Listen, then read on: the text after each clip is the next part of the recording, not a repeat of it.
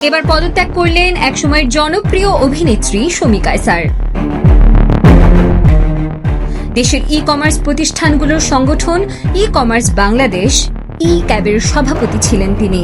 14 August মঙ্গলবার সংগঠনের প্যাডে ই ক্যাবের নির্বাহী পরিষদ বরাবর একটি চিঠি লিখে পদত্যাগ করেন শমী কায়সার।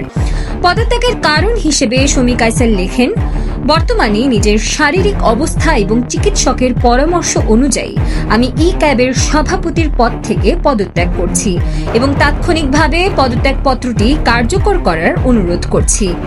নির্বাচনের আগ পর্যন্ত কার্য পরিচালনা চলমান রাখার জন্য আমার অবর্তমানে বর্তমান ইসি অর্থাৎ ই ক্যাবের নির্বাহী কমিটি দায়িত্ব পালন করবে।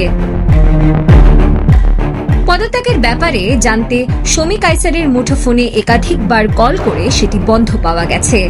শমী কায়সারের পদত্যাগের বিষয়টি নিশ্চিত করেছেন ই ক্যাবের সাধারণ সম্পাদক নাসিমা আক্তার। 2018 সাল থেকে ই ক্যাবের সভাপতির দায়িত্বে ছিলেন শমী কায়সার। আওয়ামী লীগ সরকারপন্থী হিসেবে ব্যাপকভাবে পরিচিত ছিলেন তিনি।